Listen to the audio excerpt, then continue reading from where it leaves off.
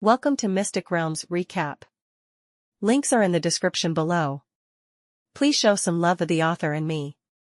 On to the show. The dragon's head rested on its front claws with its eyes firmly shut. The golden scales gleamed faintly as it reflected the light on the glowing stone in the half-elf's hand. Although there were signs of rot here and there, the body was mostly intact, making Lux unable to determine how long the dragon had been dead. "This is an ancient golden dragon," Kia's confident voice echoed faintly inside the cavern. "If I have to make an estimate, it has been dead for only 200 to 300 years. Do you know him?" Lux asked. "No," Kiaza replied. "I have been away from Karshvar Draconis for hundreds of years, and yet, I don't know who this dragon is despite the fact that he is older than me. Perhaps he is a vagabond who chose to return to this place in order to look for his final resting place." Kiaza's words were solemn as if he was paying tribute to the dead dragon, whose name he didn't know. "So, what are you going to do, Lux?" Kiaza asked. "Are you going to turn him into an undead dragon?" Lux glanced at the floating dragon token beside him, with a troubled face. A part of him wanted to say yes, but the other half was afraid that if he said yes,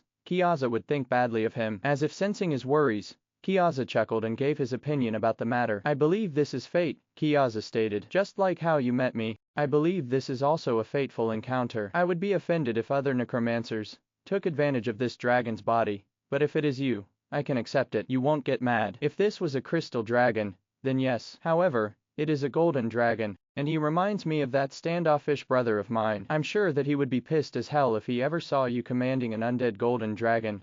Wouldn't that be bad?" Sai, who was listening to their conversation, commented. Although it still hadn't seen the Dragon King, basing on how he treated Lux, the boar was sure that the half-elf would be in trouble once the undead golden dragon's existence was discovered. Kiaza once again chuckled before saying in an evil tone, "He doesn't need to know, and even if he does come to know, there is nothing he can do about it," Kiaza replied. "Just don't go wagging this dead dragon in his face, and he can still turn a blind eye to it. Since it is an ancient dragon, you can just say that you found it somewhere while exploring the lands of Elysium. Our kind is free to go wherever we wish. After all, even the Dragon King cannot command us to stay in Karshvar Draconis for eternity." Lux nodded his head before summoning Asmodeus by his side. "What a fantastic specimen," the Archlich exclaimed as soon as he saw the dead dragon in front of him. "You found a great treasure, Master. However, may I offer some advice?" "Speak your mind, Asmodeus," Lux replied. "The reason I summoned you is because I want to discuss how we should handle this dragon corpse." The Archlich smiled as his bony hands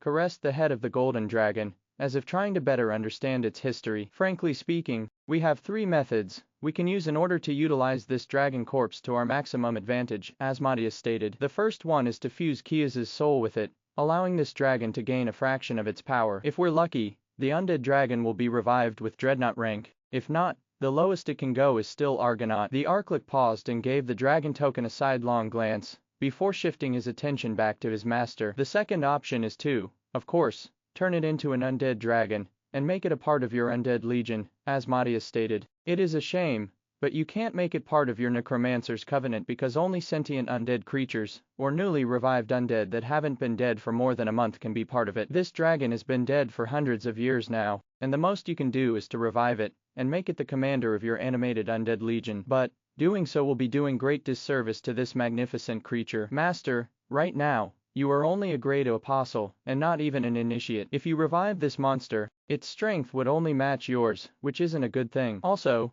knowing you, you'd probably spend a lot of beast cores to raise its rank, which is a very normal thing to do, but that is not very cost-effective. It will be much better if you just upgrade us with those beast cores, rather than spend it on this thing." The Archlich chuckled before leaning on the dead dragon's body, with his arms crossed over his chest. "The last option is to, of course, store this dragon's body inside Blackfire. Although you cannot revive it using its powers, Blackfire can easily store any dead creatures inside it, similar to an enchanted beast ring. I suggest that you wait until you become a ranker before you raise it as an undead dragon. That way, this dragon corpse will not be wasted, and will be put to good use once you reach the threshold." After hearing the Archlich's explanation, Lux glanced at the floating dragon token beside him. "No need to concern yourself with me," Kiaza said. "I am not interested in having a physical body right now." Lux nodded his head in understanding before looking at the giant corpse in front of him. "Blackfire, Swallow it, Lux ordered. Immediately, a black coffin materialized behind Lux's back and sucked the dragon's corpse into itself by turning it into particles of light. The half-elf knew that Asmodeus' words were right. Currently, he had neither the rank nor the ability to maximize the dragon corpse to its fullest potential. Since that was the case, he would just wait until he became a ranker before summoning one of the strongest undead creatures that every necromancer wished to have under their command.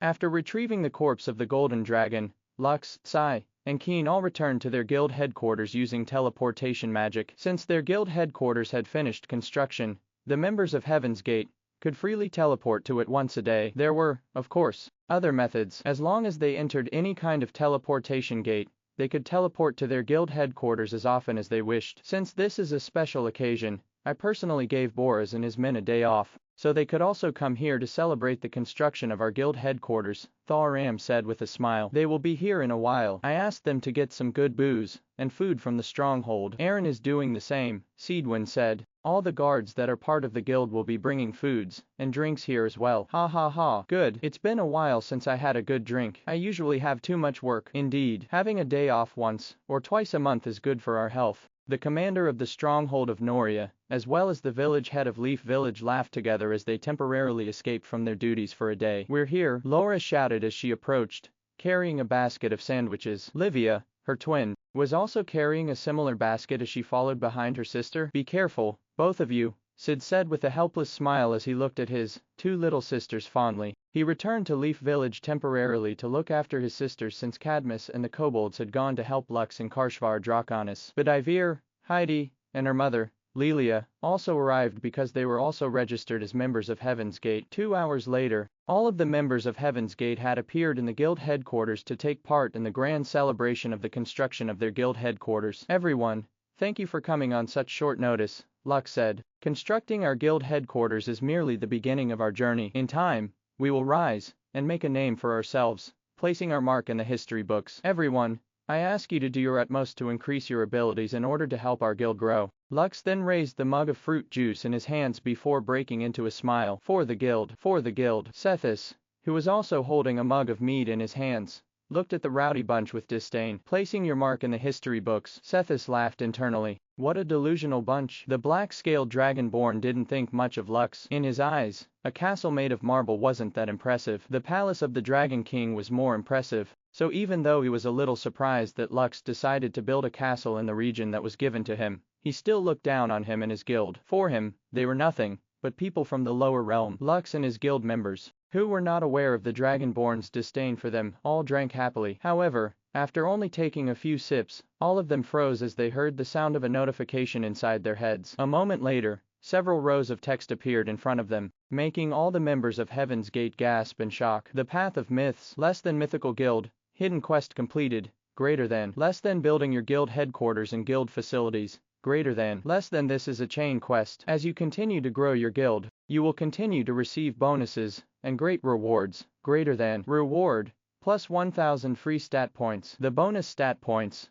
will also apply to all beast companions, summons, and mounts that belong to the guild members. Guild members who join in the future will also receive this reward. If they leave the guild, this reward will disappear. Lux blinked once then twice as he read the information in front of him. He didn't expect anything like this to happen. However, the unexpected reward was something that put a smile on his face. Without further delay, the half-elf added the free stats points to his soul book, allowing him to step a little closer to the initiate rank. Name, Lux Vonxer. Age, 16. Race, half-elf. Rank, Grade Apostle. Health, 123,000. 123,000. Mana, 49,000. 49,000. Strength, 650. Intelligence, 850. Vitality, 660. Agility, 600. Dexterity, 600. Special abilities, Skill Evolution, X. Mana Drain, X. Item Transmutation, X. Warrior's Luck, X. Doppelganger, X. Air Strider, X. Dragon Sphere, X. Elemental Shield, X. Abyss Touch, X. Guardian's Call, Dragon's Heart, X. Dragon's Scale, X.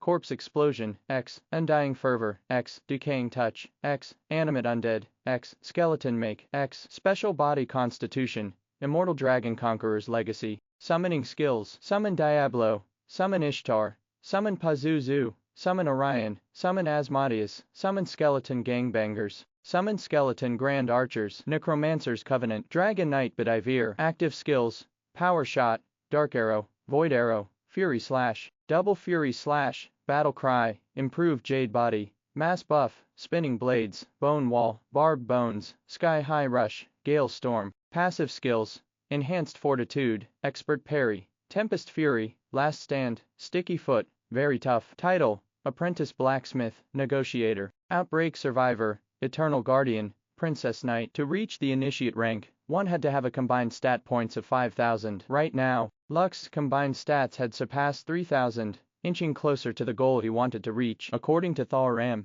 once someone stepped into the Initiate rank, they would be given the opportunity to upgrade their profession to its next advanced grade. Currently, Lux was a necromancer. Once he upgraded his job profession, he would be able to gain more skills, stats, and abilities that would make him stronger. His Thunder Warg King, Jed, had also been upgraded to a rank 4 monster, alongside the other wargs that were currently serving Lux. The half-elf also checked the stats of his skeleton army, as well as his named creatures, and found out that all of them had received the additional stat points as well. The most surprising part was Aiko's personal page in Lux's soul book. The baby slime's rank didn't change, even though she had received a great boost in status points. Aiko, the world is my oyster. Named Slime Monster, Princess Slime. Rating, E+. Progress, 0 Fortis, 000. Health, 29,100, 29,100. Mana, 55,000, 55,000. Strength, 322. Intelligence, 1,100.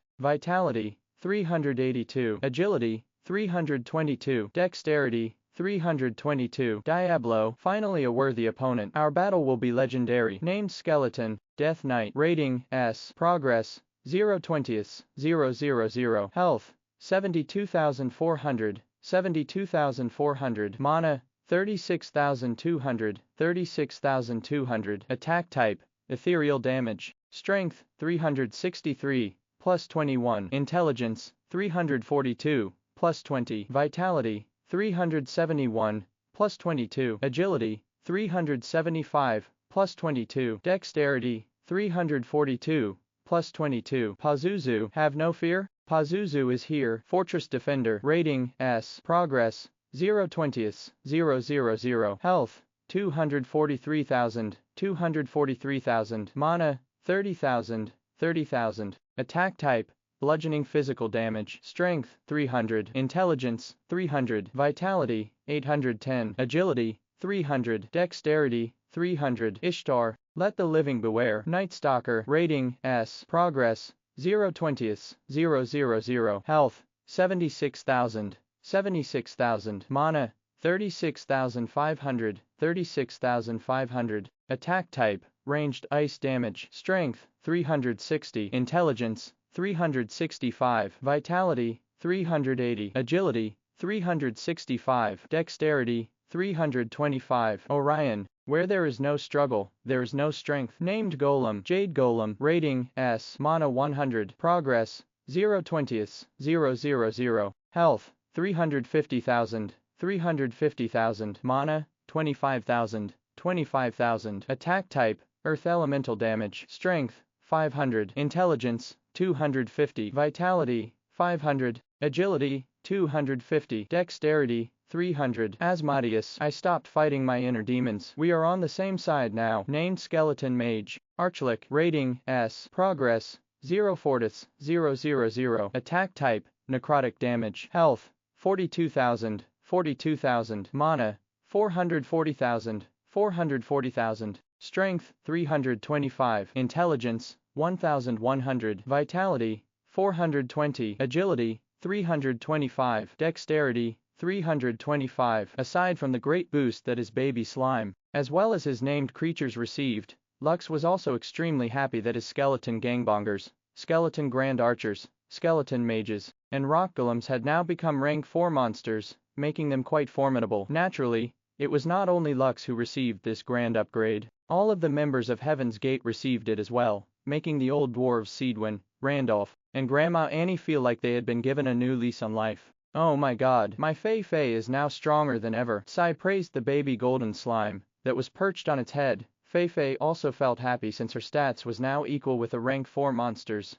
despite the fact that she had been born not long ago. Da why? Fei Fei shouted, making its master, Sai, continue praising her. Not far from them, Laura and Livia looked at Sid in surprise, and their dependable older brother only smiled and patted their heads. Just because the two of you have gotten a little stronger doesn't mean that you girls can be careless when you go on adventures around Leaf Village, Sid said with a serious look on his face. Since both of you are apprentice alchemists, make sure to listen to Grandma Annie so that you will be able to wield these newfound powers. This reminder also applies to your beast companions, Cora and Nora. Laura's and Livia's slimes had also become rank 4 monsters thanks to the unexpected upgrade that they received. Wow! Cora, who was Laura's baby slime, exclaimed. Yeah, Nora, who belonged to Livia, jumped happily beside her master. Cora, you can now talk properly. Laura picked up her baby slime and spun her round and round. Nora, good job. Livia also picked up Nora and patted her head, making the baby slime smile. But Ivir was part of Lux's covenant, and his master's strength was his strength. The higher Lux's personal stats were, the higher his stats would become as well. Heidi and Lelia were just as shocked as Laura and Livia because they didn't expect that they would also receive a status upgrade. But after Lux gave everyone a reminder that Sethis was observing them, they decided to talk using the guild chat's special function, which was through telepathy. Chetty, you've become stronger as well, Heidi said as she picked up her baby slime, whom she had chosen on the same day that Sai had chosen Fei Fei as her own beast companion.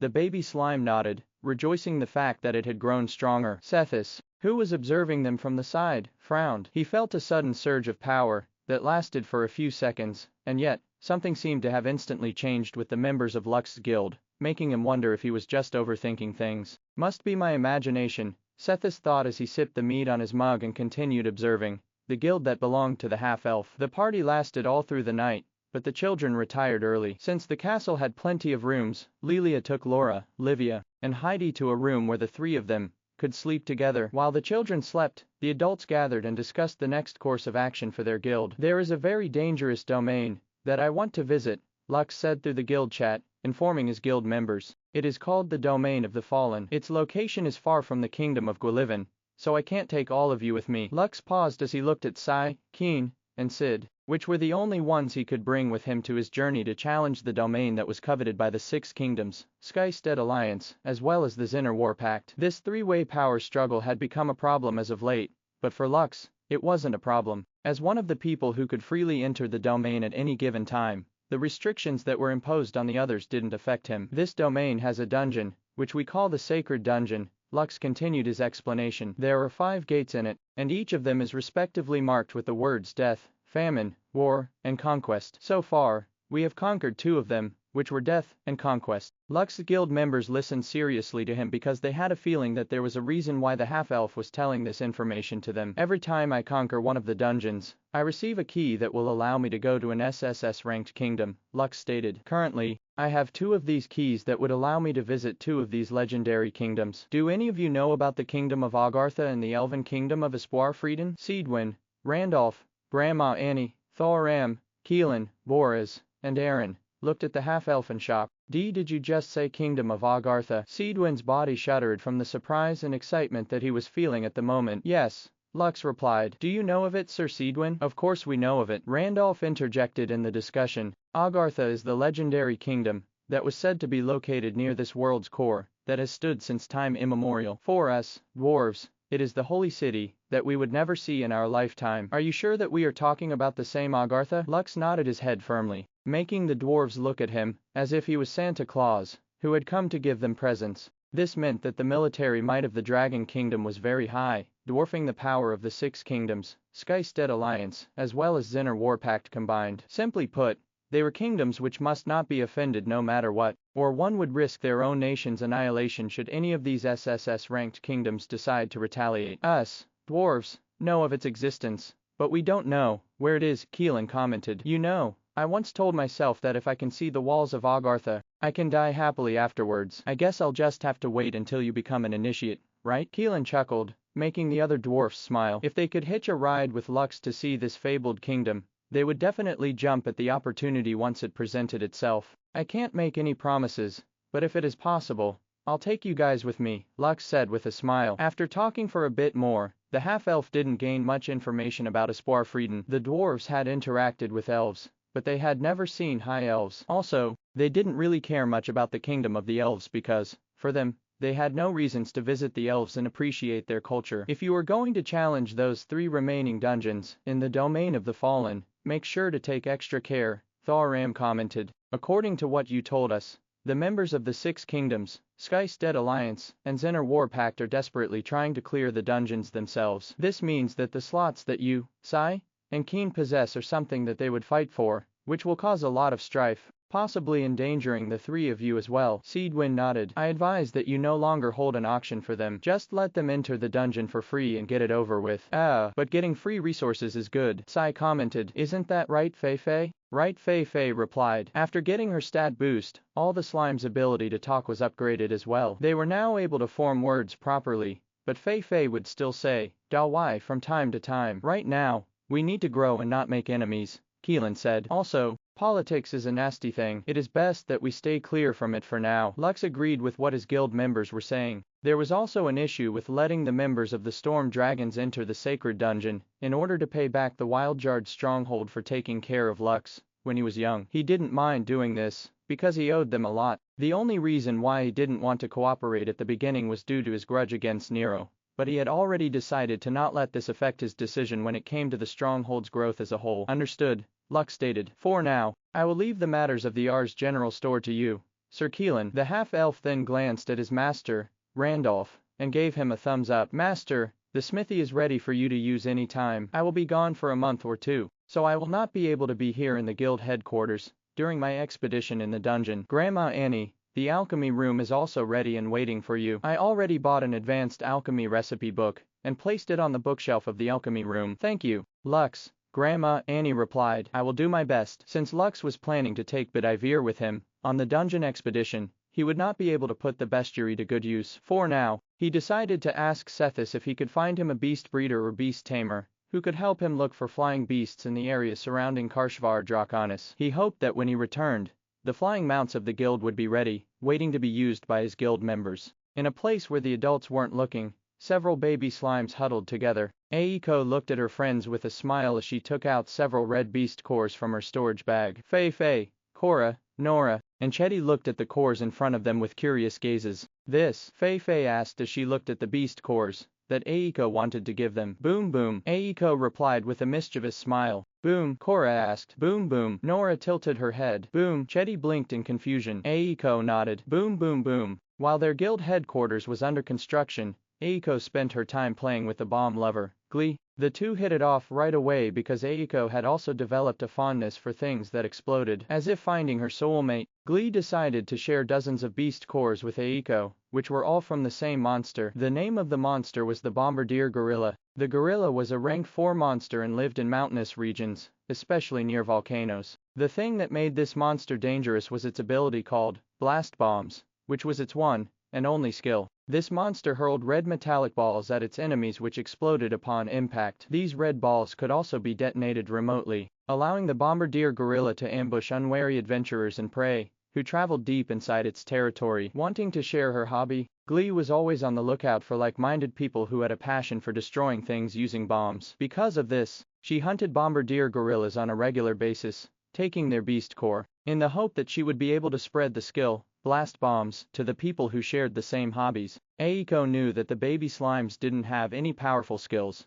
that they could use to attack other monsters. That was why she decided to share with her friends some of the beast cores that were given to her by Glee, which Aiko planned to share with the other slimes in Leaf Village as well. Fei, who had long wanted to acquire a strong attacking ability, didn't hesitate and swallowed the beast core before chewing it like it was a piece of candy. After seeing Fei eat the beast core, the other slimes no longer hesitated and ate the beast core in front of them. Since they were the beast companions of the members of Heaven's Gate, all of them benefited from the 100% chance to acquire skills through consuming beast cores. While the baby slimes were chewing the beast cores, a shadow descended upon them, which made them all raise their heads at the same time. What are you little ones doing? Sai asked in curiosity. What are you guys eating? Boom, Aiko said as she took out a red beast core and rolled it over to Kay's hoof. Boom, Sai tilted its head before looking down on the beast core in front of it. Aiko nodded her head. Sai, who still didn't know what boom meant, decided to absorb the beast core in front of it. Although the boar didn't know what Aiko meant, She knew that absorbing the beast core wouldn't bring it any harm, less than you have acquired the skill blast bombs greater than. Out of curiosity, Sai looked at the information of the skill in its soul book. A moment later, loud explosions were heard near the crater, making everyone who wasn't aware of what was happening come out of their guild headquarters with their weapons drawn. What's wrong? Are we under attack? Randolph was one of the first people to emerge from the castle, carrying his warhammer, ready to smash anyone that dared to invade their headquarters. Lux had also arrived at the scene, and was about to summon his skeleton army, when he noticed that Sai, as well as the baby slimes, having fun throwing exploding bombs, while riding on top of the shameless boar. False alarm, everyone. Lux sighed in relief as he placed his arms over his waist as he looked at the laughing boar, who was running around the crater while carrying the baby slimes on its back, who were like small terrorists, throwing bombs in their surroundings, and setting off consecutive explosions. It was the day after the party, and all of them were about to return to their respective duties, leaving only some of the kobolds behind to mine the mountains around their guild headquarters. Lux, Sai, and Keen would return to Solais and head straight to Wildjard's stronghold, while Thoram and Keelan would return to the stronghold of Noria. Seedwin, Grandma Annie, the elders, Bedivere, Lelia, Heidi, Laura, and Livia, would return to Leaf Village as well. As for Randolph, he decided to stay at the guild headquarters to experiment with forging the draconium ore that Lux had given him. The dwarf said that he wouldn't be able to sit still unless he tried to craft using the rare ore at least once, so Lux decided to let him do as he pleased. Sai, we're leaving, Lux shouted to catch the boar's attention, knowing that their playtime was now over. The little bombardiers that sat on the boar's back stopped throwing bombs, and looked innocently at their owners as if nothing had happened. Lux knew that this was Aeko's doing because he had seen the baby slime use the same skill when she was still playing with glee. However, since no harm was done, he decided to turn a blind eye to Aeko's mischief, and talk to her at a later time about the proper use of explosives. Everyone, I'll inform you if something unexpected happens, Lux said as he faced his guild members. If there comes a time that I need Evrion's help once again, I will not hesitate to ask. Ha ha ha. As long as we are able to, then we will certainly help, Thoram said. It has been a while since I gained some stats. Doing office work has made me a little rusty. Indeed, Keelan commented. Handling the paperwork without stretching our muscles is not good in the long run. Grandma Annie smiled. As long as it will not break my old bones, I am willing to lend a hand. Me as well, Seedwin declared as if he had regained a second wind, allowing him to return to his youthful glory. Right now, I feel like I can even fight dragonborns. Oh really? Sethis, who was standing not far away, arched an eyebrow. How about we put your words to the test? It was just a joke, Sir Dragonborn. Doesn't your race have some sense of humor? TCH. Sethis clicked his tongue at the old dwarf, and decided to ignore him. When Lux told him that he would be leaving Karshvar Draconis for a month or two, he didn't believe it right away. Because of this, he decided to keep watch and see for himself if the half-elf was really going to leave for a long time, or if he would sneak back inside his guild headquarters when the Dragonborn wasn't around. Since he was tasked to become Lux's observer, he would not allow the half-elf to sneak past him. If the red-headed teenager were to cause trouble somewhere in the Dragon Kingdom,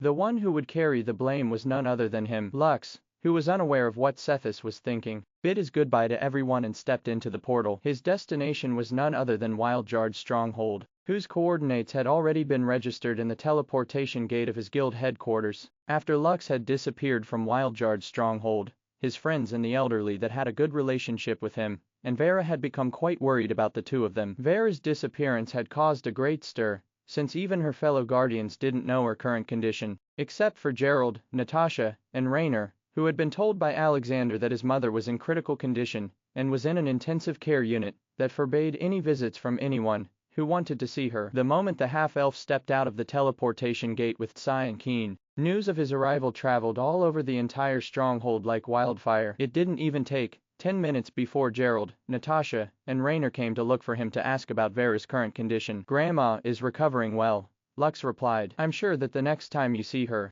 all of you will be very surprised. The trace of mischievousness in the half-elf's tone didn't escape the three rankers, which made them breathe a sigh of relief. If Lux was able to joke about his grandma's condition, it meant that Vera was no longer in danger and would soon return to the stronghold. Gerald, Natasha, and Rainer followed Lux back to his home because they still had a lot of sensitive questions to ask which were not meant to be heard by the public. A few minutes later, the three guardians, along with Sai and Keen, entered Lux's home. There they sat in the living room, while Lux prepared to serve them some snacks and tea. When the preparations were done, the half-elf also sat, and waited for his seniors to ask him the question that had been bugging them for quite some time. After you founded your guild, you left to go to Elysium again, but no one knew where you were, Gerald said. The Skystead Alliance and the Zinner War Pact have been looking not only for you, but for Tsai and Keen as well. The three of you hold the precious slots to enter the domain of the fallen, and they badly want to negotiate with you for the opportunity to enter it once more. Emperor Andreas had even sent his ambassador to formally apologize for what happened in their territory when you were still doing your trial of leadership. Lux snorted after hearing Gerald's words. If it weren't for his grandma,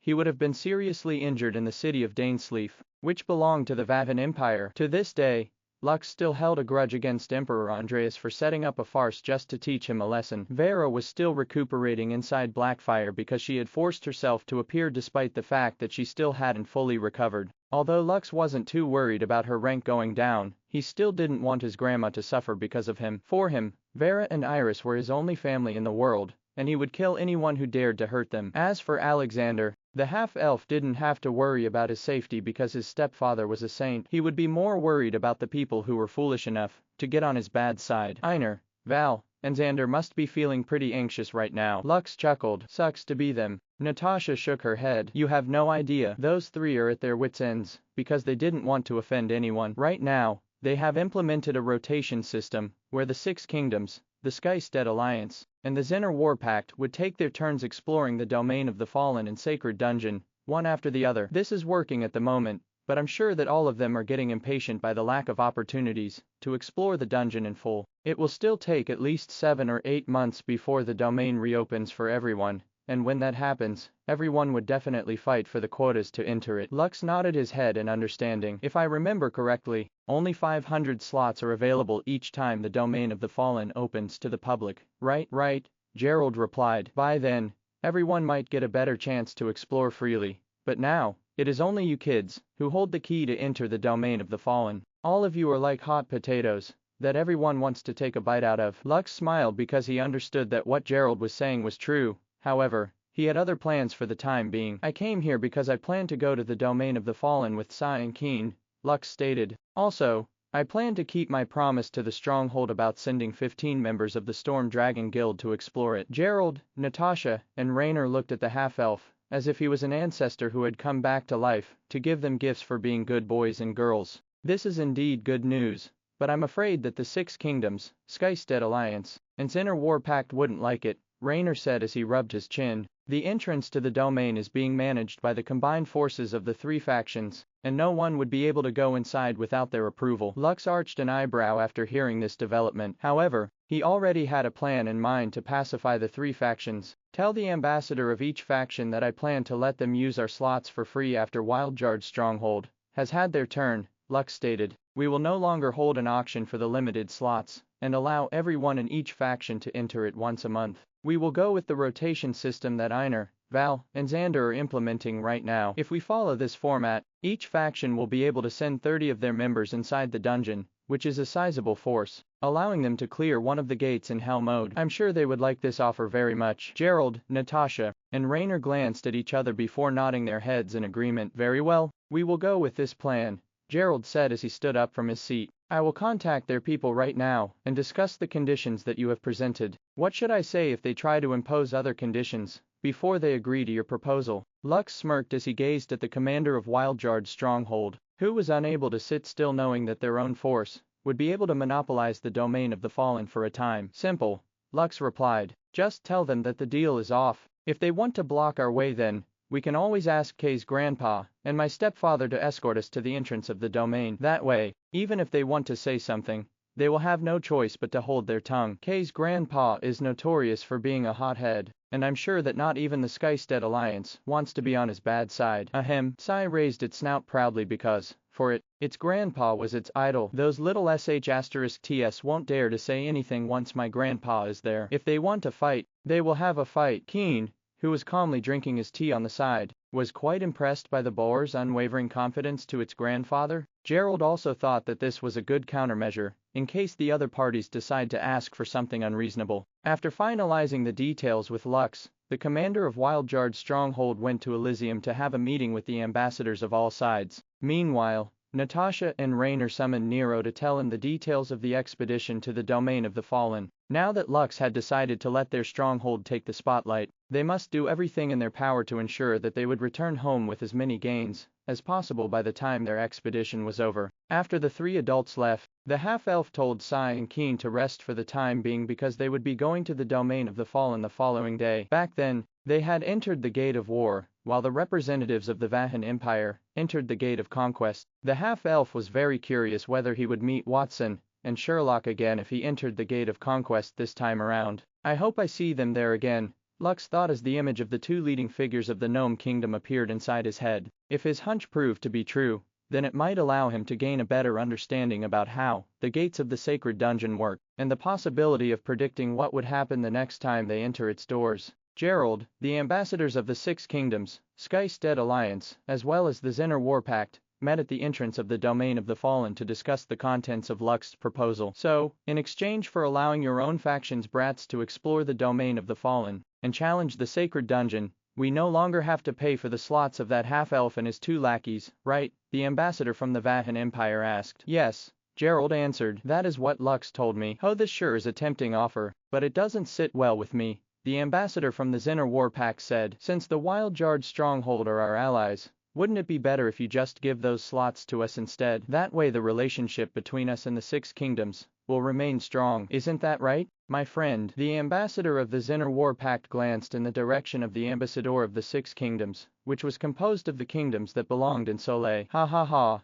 Our relationship has always been good, the ambassador of the Six Kingdoms replied. This is why I believe that you should allow us to explore the domain first. Also, need I remind everyone here that we have already compromised a lot when we gave the larger portion of our quota to both of your factions. Although the ambassador of the Six Kingdoms didn't like the fact that the Wild Jard stronghold would monopolize Lux's slots to enter the domain of the fallen, he simply couldn't allow the two other factions to always get their way. Out of the 500 slots that were allowed to enter the domain of the fallen, the Six Kingdoms only took 100, giving 200 each to the Sky-Stead Alliance and the Zinner War Pact, the ambassador continued. With this, you guys have the advantage in numbers when the domain opens for everyone in 7 months' time. Didn't you hear the half-elf's proposal? The Wild Jard stronghold's monopoly will only be a one-time thing, and the next sessions will be given to all of us in rotation for free. I say that this is a good opportunity to increase the number of explorers that we can send into the dungeon. After all,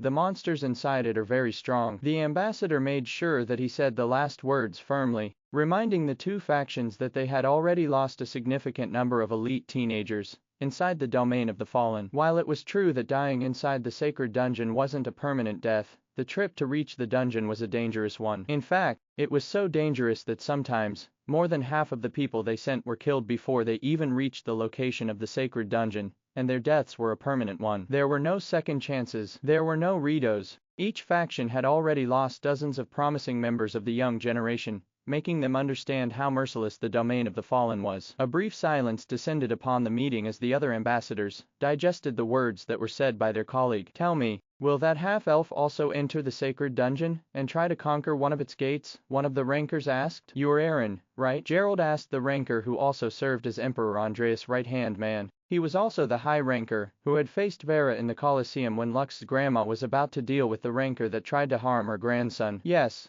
Aaron replied. I was sent here by His Majesty to supervise the negotiations. So, will that boy, Lux, once again challenge one of the gates in the sacred dungeon? Gerald nodded. That is his intention. Good, then how about we do it like this? Aaron stated. Currently, Xander, Einar Mordosk, and Valaki Maitar are scheduled to bring our people to the sacred dungeon in a week's time. Why don't we bring 5 people from the Sky-Stead Alliance, Zinner War Pact, and the Six Kingdoms to accompany Lux to clear the dungeon he plans to challenge? That way, not only will it become easier, the chances of clearing it will also be higher, right? The ambassadors and the rankers of the other kingdoms, who were also present in the entrance of the domain of the fallen, all realized what Aaron was suggesting. Lux, as well as his friends, were the only people that had managed to clear 2 of the 5 gates of the sacred dungeon. Since he was going to challenge them a third time, Aaron believed that the half-elf had the confidence that he would be able to clear it. If the half-elf managed to clear it with their own elites working alongside him, they would also gain the recognition of the sacred dungeon, allowing them to bring their own people inside it, similar to what Lux and his friends were doing right now. Of course,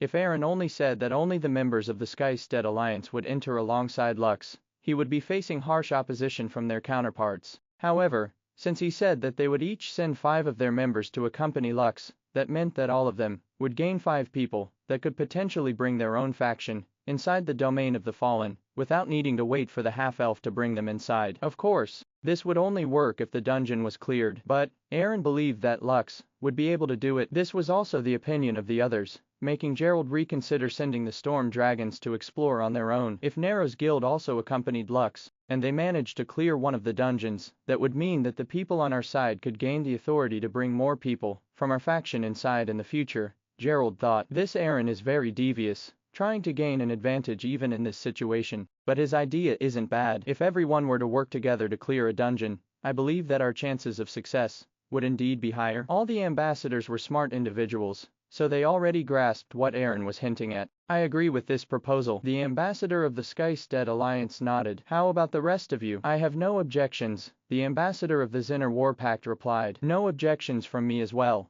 The ambassador of the Six Kingdoms smiled, agreeing with this arrangement. Good. It's settled then, Aaron said as he shifted his gaze towards Gerald, who was the commander of the stronghold that Lux was currently living in. Tell Lux that we accept his proposal. Also, Emperor Andreas felt truly sorry for what happened back in our empire. He told me that he was willing to compensate Lux for his traumatic experience and give him a silver token that would allow him to make a silver-ranked guild. We will also shoulder the expenses of building his guild headquarters, and are more than happy to have it built in one of the best locations in our empire. Please, pass this message to him, won't you? Gerald smiled and nodded his head. I will pass your message to him. Thank you. It's not a big deal. Gerald was doing his best to keep the sneer on his face from appearing. A silver token so he can make a silver-ranked guild. What a bunch of fools, Gerald mused. If you only knew what rank Lux's guild was, you'd probably regret the farce you put on in your empire. A guild could only raise its rank if the kingdom where the guild was founded recognized that their performance had reached a standard where they could be promoted. This was similar to Aina's silver-ranked guild,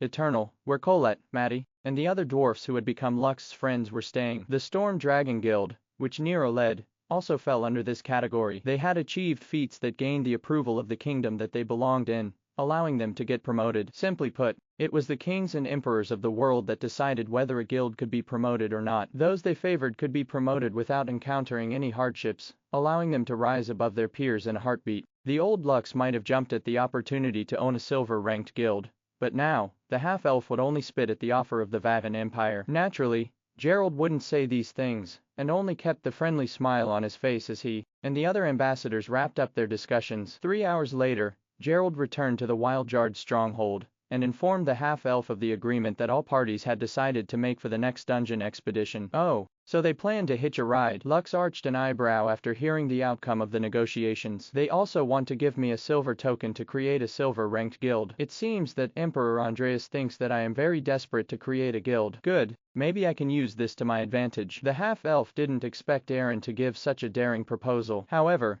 since he was growing tired of dealing with the Skystead Alliance, Zinner War Pact, as well as the Six Kingdoms, he decided to go along with what they suggested, so that they would leave him alone. Although he could go to the Gwilivan Kingdom and Karshvar Draconis to do some exploration, he felt very restricted because he couldn't explore the places in his own backyard, which was the territory of the Zinner War Pact in Elysium. Vera had told him in the past that there were some interesting places to be found there, and Lux planned to check them out. However, after getting on the bad side of the different factions, he was banned from spreading his wings in the human kingdoms, causing him to resort to flying back to the dwarves, where he was forced to face the monster of ruin, whose strength made him shudder every time he thought about it. This is just a one-time thing, Lux thought as he contemplated his next course of action. This will not change what I needed to do, but if they think that they can leech off me, they have another thing coming to them. The half-elf wasn't someone who let others take advantage of him, so he decided to squeeze the leeches for what they were worth until they pooped blood, making them understand that he wasn't a soft persimmon that they could pinch any time they wanted. He had already decided to enter the Gate of Conquest, which the members of the Vahan Empires had challenged last time. If his hunch was right, he might be thrown onto the same battlefield as last time, allowing him to meet Sherlock and Watson, giving him some advantage for whatever the dungeon would throw at him. 1 week later, Lux, Sai, and Keen stood at the entrance of the domain of the Fallen with the members of the Storm Dragon Guild. Nero had already been briefed of his mission to support Lux. The handsome young man didn't show any signs of dissatisfaction on the surface, but deep inside, He didn't like the idea of teaming up with Lux. However, since this was the order of the higher-ups, he had no choice but to nod his head and agree to obey his orders without fail. I haven't seen the three of you in ages, Einar said as he walked towards Lux with a smile. In the past, the proud barbarian prince had fought with the half-elf, who had disguised himself as a chubby human teenager in the tournament. After fighting side by side with Lux in the Gate of Death, the barbarian finally threw his grudges to the side and accepted Lux as one of the strongest members of the young generation, whom he had set as his goal to defeat. Also, after conquering 2 gates with the half-elf, the barbarian had subconsciously made a decision in his heart to always go with Lux whenever he was going to challenge one of the gates in the sacred dungeon. Yo, are you guys ready to conquer the 3rd dungeon? Val said as he approached the half-elf and his friends. This will be another walk in the park, right, you bastard? What walk in the park? Einar lightly pounded Val's chest in mock anger. I still haven't forgotten what you did to me last time. Val patted his chest before glaring at the barbarian. It's not my fault you were weak, Val replied. Next time, do better, and don't blame others for your shortcomings. Einar only shrugged after hearing Val's futile attempt to taunt him. Xander shook his head as he looked at everyone who was going to conquer another dungeon. Their small group wouldn't be entering alone this time. We meet again, half-elf, Malcolm, who was the party leader that led the elite members of the Vahan Empire on the last expedition, said in a teasing tone. Have you grown a little stronger since the last time we met? Lux glanced at the arrogant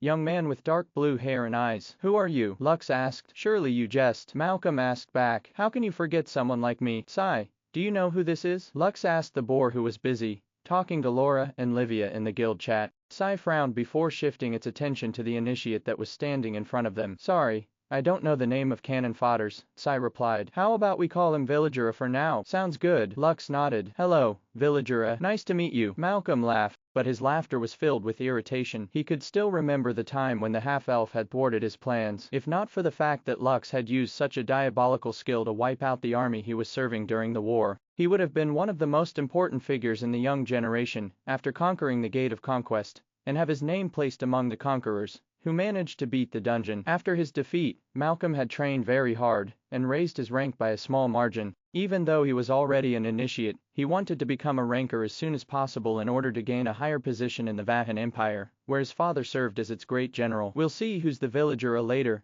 Malcolm replied before taking a few steps back. He knew that this was an important mission for his empire, so he didn't want to cause any problems before they entered the domain. He only planned to give Lux a greeting and a warning that he wasn't the same person that the half-elf had fought in the past. Malcolm was confident that if he and the half-elf met again on opposing sides, the one who would lose this time would be Lux and his friends. Half an hour later, all of the members for the expedition had arrived. However, before anyone started, Lux decided to take the initiative to tell everyone what he had in mind. I will be the one to lead this expedition, so I want everyone to listen to my orders, Lux announced. If you cannot listen to my orders, then you should back away. I don't have time to deal with deadweights and those who just plan to leech off of me. All of you are carrying observer crystals so your superiors can see what you're doing inside the dungeon. Don't blame me later if you get killed inside for not following orders. I have no use for useless people. Nero frowned, but he didn't say anything. Since he had already agreed with Gerald's orders, he would cater to the half-elf's whims for the duration of the expedition. As for the members of the Skystead Alliance, Zinner Warpact, as well as 6 Kingdoms, they wanted to complain, but after getting a glare from their superiors,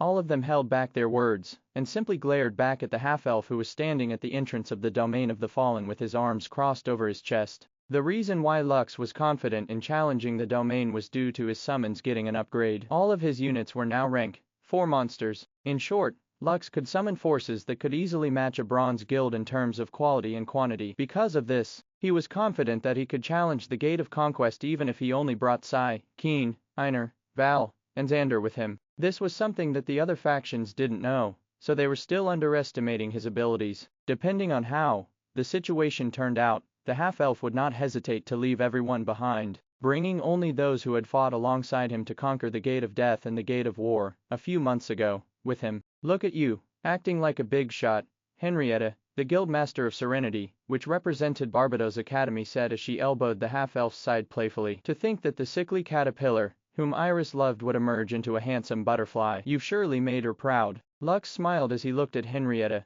who served as one of Iris' close confidants in Barbados Academy. He didn't expect Henrietta to be one of the 5 members that would represent the 6 kingdoms on this dungeon expedition. What made you come here? Lux asked. Aren't you supposed to be doing a mission somewhere? Henrietta covered her lips and chuckled before giving Lux the "I knew you'd say that" gaze. The headmaster told me to keep an eye on you and make sure that you didn't do anything stupid, Henrietta replied. Also, I wasn't present at the tournament, so I didn't see how awesome you were. This time, show me a bit of that awesomeness, okay? Henrietta gave Lux a playful wink, making the half-elf roll his eyes. For him, Henrietta was that big sister he never had, always protecting Iris and him from those who said bad things about them. Okay, sister, Lux replied. I will show you how awesome I am. Just make sure you don't fall in love with me, okay? Fool, did you forget that I already have a fiancé? Even if you were stronger than my man, I will not exchange him for you. Otherwise, Iris would definitely give me a good nagging. Speaking of your fiancé, where is Hector? Lux asked. Managing the guild in my place. I already knew that he is going to be a henpecked husband, but hearing it from your own lips confirms my guess. The two exchanged several playful jabs at each other while the half-elf gave the other representatives of the 6 kingdoms a sidelong glance. The prince of the elves, Enlil Nephian, who had escaped during the tournament in fear of his life, was there to represent the elves. Gilmore Faisal, the young sword prodigy, who had fought against Keen in the tournament, was there to represent the Axton Kingdom. 2 other teenagers, whom Lux didn't recognize, were also there to represent the rest of the 6 kingdoms. According to Henrietta, both of them were also prodigies, who were known in their circle as Brett and Rhett. The 2 of them were twins, and both had short black hair. The only difference between them was the color of their eyes. Brett had blue eyes, while Rhett had green, allowing others to tell who was who. As for the representatives of the Zinner War Pact and Skystead Alliance, Lux didn't really care who they were. Let's go, Lux said. Remember, follow my orders. Those who don't want to obey can just solo the dungeon on their own. The half-elf, alongside Sai, Keen, Einar, Val, and Xander, placed their hands and hoof on the gate of the domain, allowing them and their party members to enter the domain of the fallen. The people that accompanied Lux had all entered the domain at least once, making them very familiar with their surroundings. Everyone knew that the hardest part of the journey was the trek to the entrance of the sacred dungeon. Several powerful monsters that were daimos ranked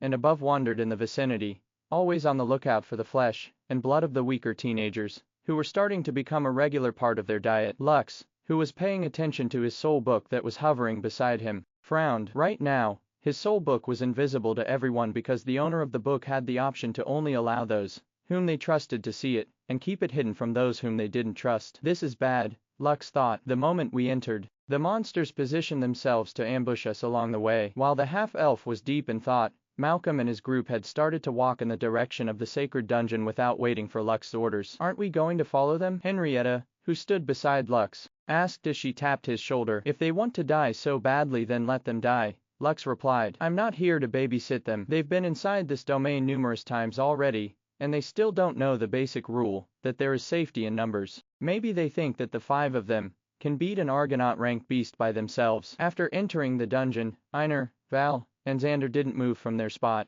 and waited for Lux to give his orders. Although they were the leaders of their own guilds, they already treated Lux as their temporary leader whenever they entered the domain of the fallen. The members of the 6 kingdoms, as well as the Zinner War Pact, also stood by his side. Although they didn't know what the half-elf was waiting for, they had been given strict orders to follow him whether they liked it or not. Malcolm, who was leading the representatives of the Skystead Alliance, glanced behind him and frowned. What are you all waiting for? Malcolm asked. Do you plan to stay there for the entire day? Hey, leader, what's wrong? Did you suddenly get cold feet? The members of the Skystead Alliance all laughed after hearing Malcolm's words. They were already very annoyed by the fact that they had to follow the half-elf's orders, but now that Lux wasn't moving from his spot, their annoyance turned to irritation. Let's go, Lux said as he walked in a different direction, stepping away from the established route that those who entered the domain of the fallen had always used to head towards the sacred dungeon, catching everyone by surprise. Sai and Keen followed behind Lux, as did Einar, Val,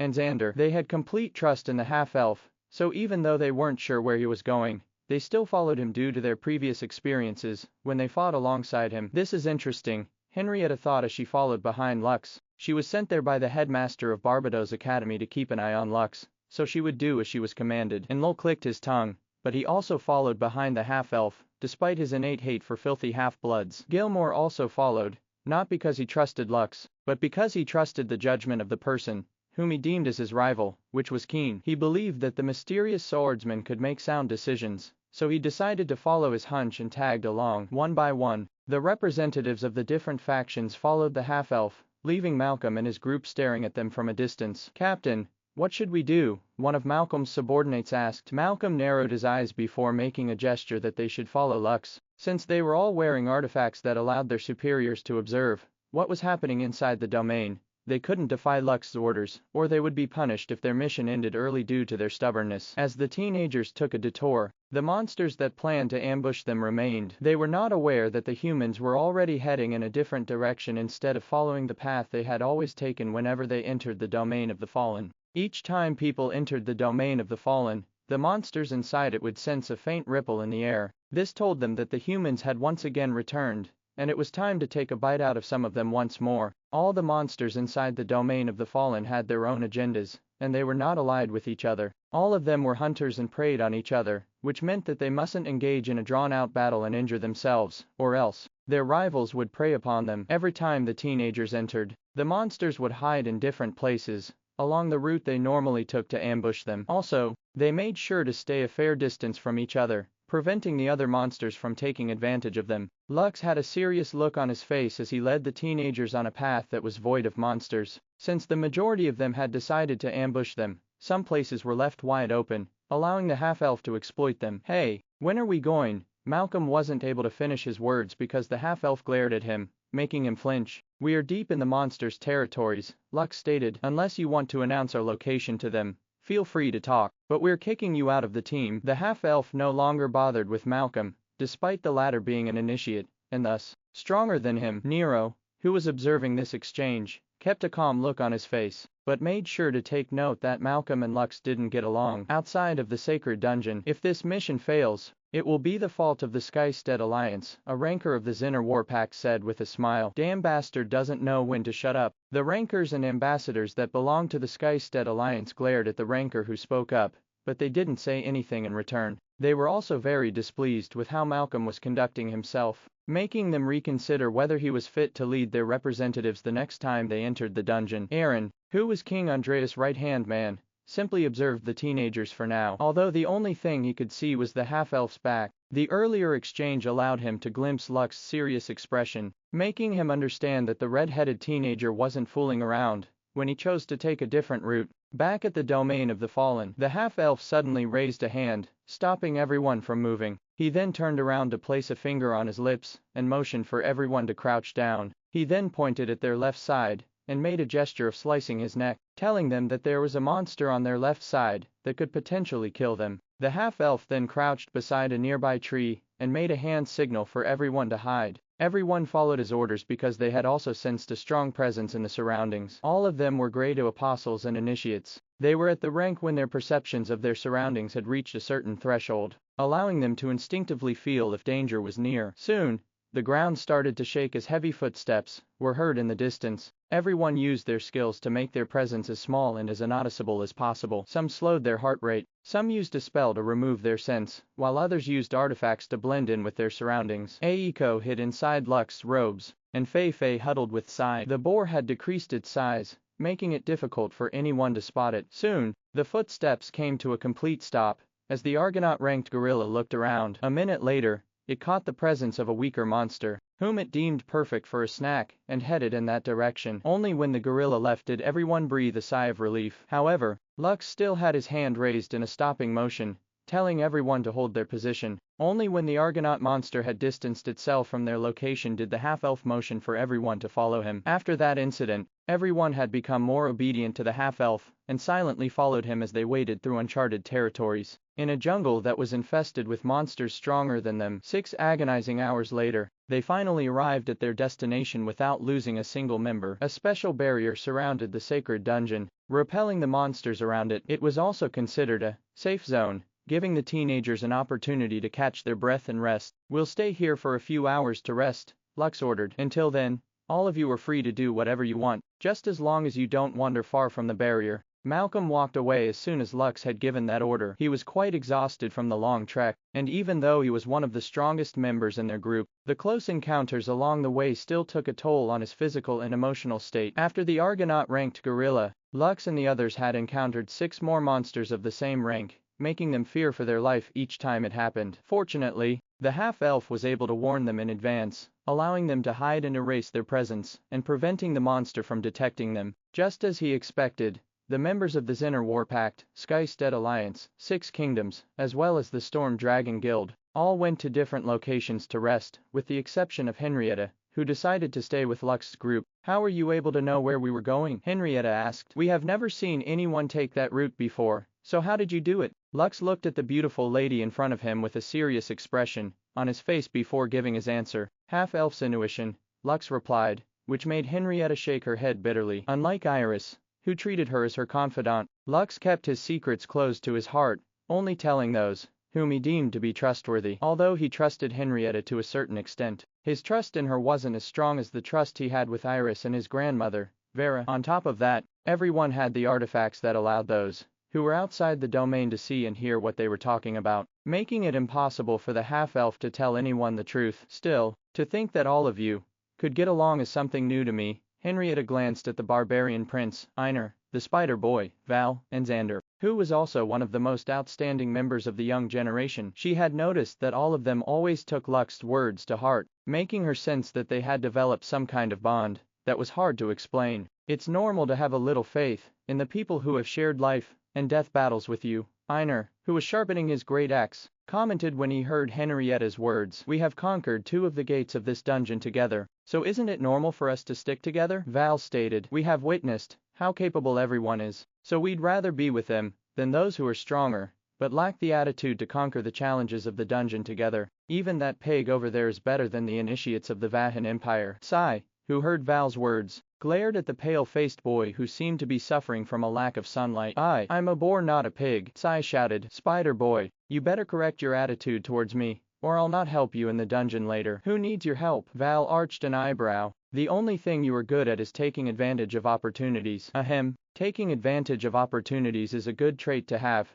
Sai replied. "It is that one small opening that separates winners from losers. I am a winner, and like you, Spider Boy, who lost to my daddy in the tournament." "Stop calling me Spider Boy," Val glared at the boar. "Didn't you lose as well?" "You are one to talk." "At least, I was second place," Sai replied with a smug look on its face. "Unlike you who lost before even getting into the finals. You want a piece of me, pig." "Ha! Bring it on, Spidey. I eat spiders like you for breakfast." Henrietta watched the two bicker with an amused expression on her face. Originally, she thought that everyone in Lux's party got along, but after seeing Kay's and Val's exchange, she felt like her assumptions were a bit off the mark. Even so, for now, she had determined that Lux was qualified to be the temporary leader of their group. "I will observe him more for now, so I can give a proper report when I get back," Henrietta thought. "Iris, I thought that I knew Lux well, but it seems that the image of the sickly boy in my head is no longer an appropriate way to describe your fiancé. Just like everyone else." Henrietta was carrying an artifact that allowed Alexander to see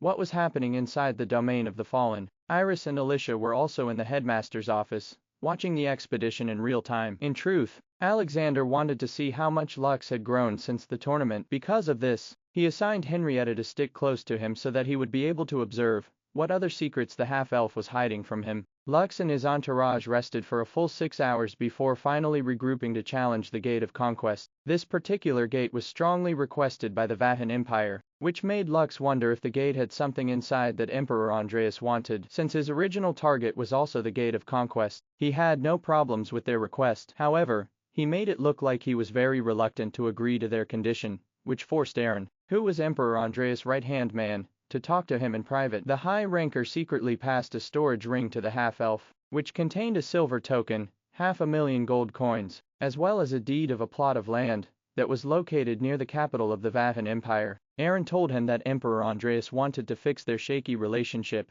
and promised the half-elf that, if he built his guild headquarters in the Vahan Empire, he would get the Emperor's full support. LL New Street Rise at Nov will be CM. Lux thanked Aaron and even showed interest in the plan to build a guild headquarters in the Vahan Empire. Of course, this was only on the surface. Deep inside, Lux was sneering at them for their futile attempts to butter him up after what they had done to him in their capital city of Dainsleif. "We are going to challenge the Gate of Conquest this time," Lux said as he looked at the people around him. "I'm sure you have already experienced what it was like to challenge the hell mode of the sacred dungeon. I don't have to remind you all how hard it is. With that said, I want everyone to listen to my orders, no matter how weird it may seem." Seeing that all of them still had a reluctant look on their faces, the half-elf decided to brag a little bit to make them step up their game. As someone that had conquered 2 of the gates of the sacred dungeon, I already know what I'm talking about, Lux stated. None of you have done it, despite the fact that some of you are stronger than me. Clearing a dungeon doesn't only require having a high rank, it also requires everyone to work together to achieve a common goal, just like I, and my comrades here, have achieved. If you don't choose to cooperate, that is fine with me. However, don't forget that you are now being watched. If this expedition fails then, the half-elf gave the factions of the 6 kingdoms, Skystead Alliance, and Zinner Warpact a devilish smile, making all of their livers itch. Even those who were watching them from the outside could feel the pressure because their counterparts were observing their representatives as well.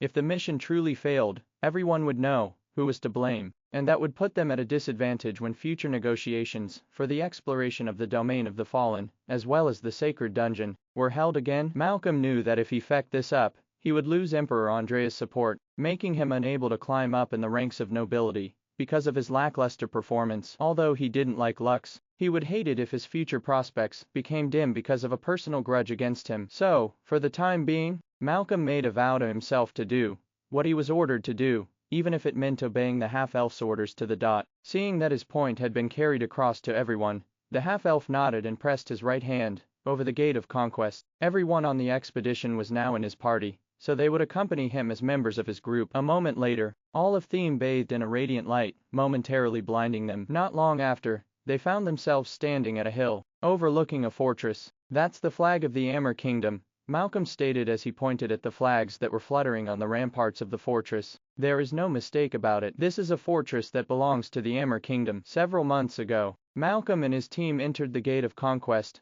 while Lux and his friends entered the Gate of War. Malcolm's team joined the Amur Kingdom, which was backed by Dwarven technology. Lux's team, on the other hand, joined the Yellen Kingdom, which was supported by Gnome technology. That was also when Lux was given the pseudo-legendary item, Map Projector, which he had merged with his soul book, allowing him to see friends and foes within a 3-mile radius around him. For some unknown reason, the 2 teams found themselves on the same battlefield but on different sides, and were forced to fight against each other, with Lux and his team emerging victorious. Since then, Malcolm had suffered many setbacks every time he tried to reclaim his honor. Unfortunately, his recent expeditions hadn't been successful, and now, this was probably the last chance he had to redeem himself. Just as I expected, we are still brought to this place, Lux thought. Sai, Keen, Einar, Val, and Xander, who fought against the Amur Kingdom in the past, all had frowns on their faces because they had already labeled the enemy of the Yellen Kingdom as their enemy. Let's go to the fortress, Lux said after pondering for a minute. If someone asks, tell them we are a mercenary group called Arsgosha. I'll do the talking,